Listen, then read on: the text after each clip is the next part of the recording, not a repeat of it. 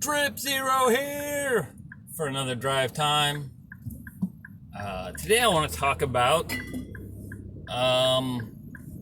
sustainable agriculture on a planet other than Earth. Crazy, I know. But been thinking about this morning, so I want to talk about it a bit. So the idea is, or the question that needs answering is, how do you colonize another planet with people? People need inputs, they need energy inputs and heat inputs, and that can primarily energy input in the form of food, and any long-term colony is going to need its own food production, and that's probably going to be almost exclusively plant production because it's the most efficient use of area. Animals are not efficient at producing food. For example, cows need quite a bit of land area to munch on stuff and turn that grass into food. But humans could take that same area of land and less area of land and grow enough food quite easily. So why not just use that area for growing food that people can use instead of growing plants that cows can eat, which is very low nutritious grass people can eat. So that's it. On the scale of like animal efficiency, cows are one of the least efficient, and then pigs and chickens and fish are probably the most efficient. So that's actually might be a possibility, is aquaponics, or the fish, because they don't need huge areas of land, but they do need food inputs. So you're gonna have to figure out that ecosystem. It's just a lot more complicated. Plants are probably gonna be like straight up food crops. Greens, probably very few greens, only for the vitamin content. Probably high nutrient dense greens like spinach and kale are going to be grown.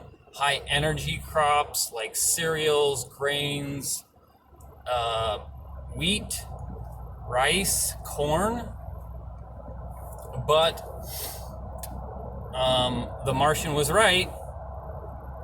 One of the most nutrient and energy rich crops is actually potatoes, and you can grow them, a lot of them, in a very small area because you can grow vertically into the ground or up in the air, depending on how you do it. So potatoes are like top of my list of energy dense, and then and then the nutrient dense crops that act as supplements are mostly kale.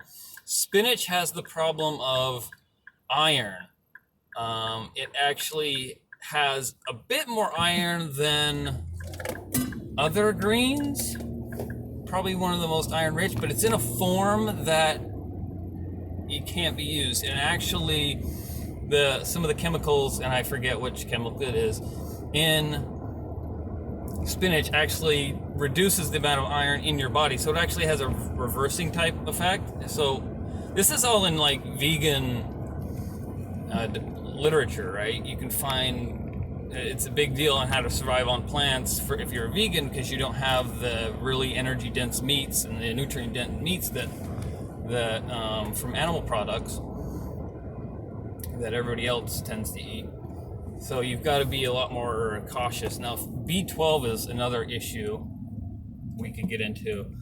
B12 in the human body, we make it in our, I can't remember, large intestine or small intestine, but it's absorbed in the other intestines. So the B12 that our human body produces is not used by our body. So we have to get it all from other sources. And there's no good plant source of B12.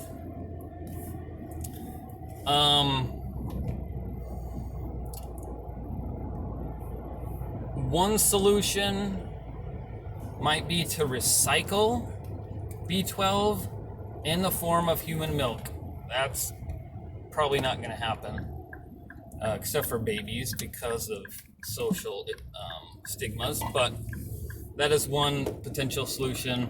There's also some minor trace sources of B12 in, I think, soybeans or something.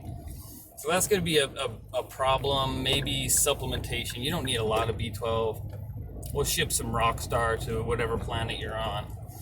So that's going to be a concern moving forward. But before I go too far into the rabbit hole of diet, I wanted to talk about how you actually grow the food. And it's one of the biggest problems is going to be material or nutrient inputs into the plants. Plants require about 13, I believe, elements from the periodic table. The primary ones being carbon, oxygen, CO2. They do need smaller amounts of nitrogen, potassium, and phosphorus, molybdenum, manganese, magnesium, calcium. Those are going to be molybdenum. Did I mention that? There's a lot of like little trace of iron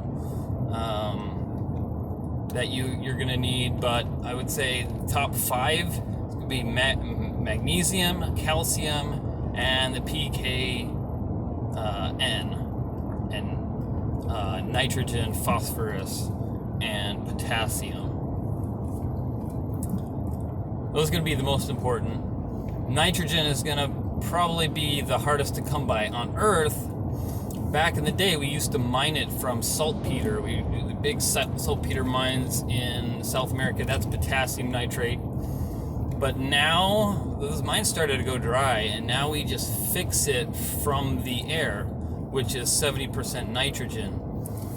It's in the N2 form. It's very strong bond, so it takes a lot of energy to break up that bond to make it usable by plants. And right now we burn natural gas to create the energy and the hydrogen necessary to make the split those bonds up. So we produce a lot of CO2 just to make the nitrogen that we eat, for you global warming fans or non-fans.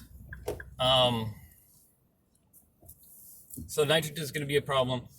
What you can do is bring some nitrogen with you at first to get you started, and it probably doesn't take a lot, but you want a hydroponic system and probably a sapioponic system. A sapioponic system is one where you use recycle human waste to get your trace minerals and your nitrates that the plants will need. It's similar to like a chicken ponics. Is that a thing? Aquaponics, of course, where you take fish waste and turn it into the fertilizer for the plants. Another thing you can do is just pure hydroponic recycling, where you have large bioreactors. And these are, you would put them underground, but they would have to be insulated depending on the planet you're on. Mars, it would have to be insulated for sure, because you need heat for this process. What it is the plant material goes into a liquid water solution and with some bacteria that decomposes it into methane and CO2. And you can use the methane as fuel, and the CO2 you can recycle the plants. But the remaining liquid solids are fertilizer, and you shouldn't, according to people who do this, you shouldn't need any extra fertilizer beyond that. You're turning all of your plant waste into fuel and fertilizer. You can put It's tricky, but you can put human waste in there as well in the reactor, along with your plant waste. Um, there's a little bacterial battle going on between the anaerobic and the aerobic bacterias. And since humans tend to eat high energy foods, that's more anaerobic, and so you get more CO2. So you have to be, it's complicated. You have to, that balance needs to be very precise if you want to get the methane versus the CO2. There are more videos on that. I am not an expert on bioreactors, but that's one way. You'd have to put it in a greenhouse on Mars, because it does need to be warm. And since you have to top feed it, it would have to be below ground level, or there need to be like a ladder going up so you could actually feed it. And what they say is you get as much, if you're going for methane gas output, fuel output, it can produce its own volume in methane every day. And that could be used for heating, cooking, for the rockets. So the bigger the bioreactor, the better, the more output you get. Of course, the more inputs you need as well. So that's, they might need to be inflatable, meaning you might not have enough input at first to get anything out of it. But you want it to also scale as your colony kind of scales. So maybe that just means more bioreactors, or maybe if it's inflatable, maybe you just expand it out as you go. But that's kind of what it comes to as far as sustainability. Nitrogen is going to be hard to come by, so you need to recycle. The other minerals are going to be hard to come by, so you need to recycle.